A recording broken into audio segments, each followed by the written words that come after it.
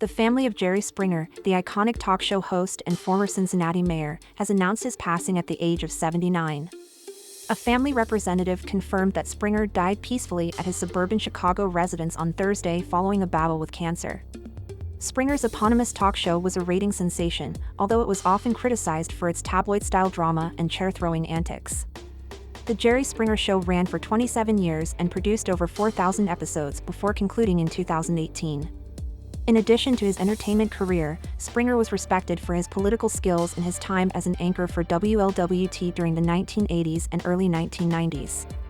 Springer's political career began with an unsuccessful bid for Congress in 1970.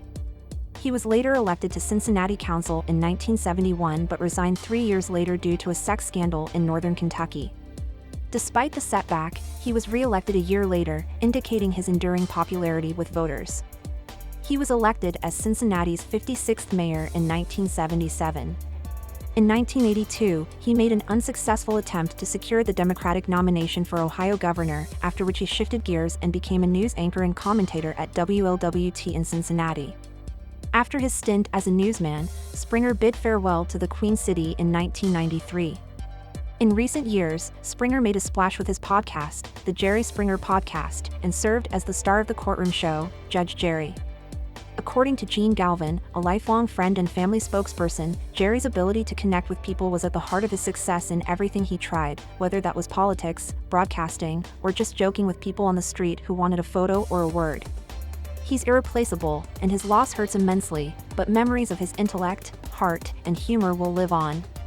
Funeral arrangements and a memorial gathering are currently being planned. The family has requested that, in lieu of flowers, donations be made or acts of kindness be committed to someone in need or a worthy advocacy organization to honor Jerry's spirit. As he always said, take care of yourself and each other. Springer lived under a constant spotlight and was well aware of the personal and professional sacrifices required to thrive in such an environment. During an interview with WLWT 2 months ago on the station's 75th anniversary, Springer discussed the importance of authenticity in the realm of television. When you're on television, they're staring at you.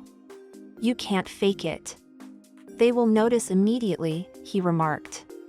Despite his notoriety, Springer went unrecognized in Cuba, where he was accompanied only by close friends like Gene Galvin. According to Galvin, they teased Springer for being just like them, walking down the street unnoticed. However, Springer's elite-level connectivity quickly surfaced when he heard guitars playing at the Seawall in Havana.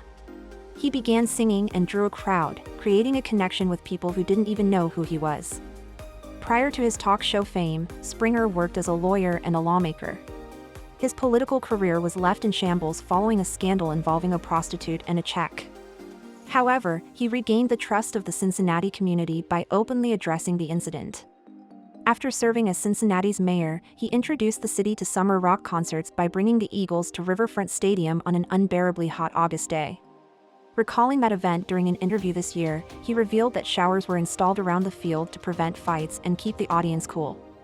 Unintentionally, it turned into the world's largest wet t-shirt contest, causing people to attribute the idea to him, though he denied it. Springer's mind was as sharp as his wit, and his demeanor was both amiable and magnetic. Former Mayor Charlie Lucan, who anchored Channel 5 newscasts after Springer, admitted that he envied Springer's natural ability to capture a moment. Lucan recalled how Springer could take control of a situation on the spot. Lucan said early in his career the city took over the bus company and they had this big press conference at City Hall and a brand new bus. And all these old-timers like my dad and Bill Gradison and Ted Berry were around. And they're all angling for publicity. Jerry takes the bus driver's hat, gets on the bus, drives around the block, and got every ounce of publicity that day. And my dad was furious. Springer sparked critical thinking through his on-air commentary and continued to do so when he was not on the air. He said, when I was a kid we didn't have television, he said back in February. So, the jobs I got today in my life or had in my life, that's what I tell young people today. Be the best you can be at what you're doing. You have no idea what your opportunities are going to be when you grow up. Although Jerry Springer was serious about his purpose, he never took himself too seriously. Lucan said, "Can't think of a time when I was with Jerry Springer when I wasn't smiling. It is reasonable to say that Jerry Springer handled the public scrutiny and attention better than most, as evidenced by his passing.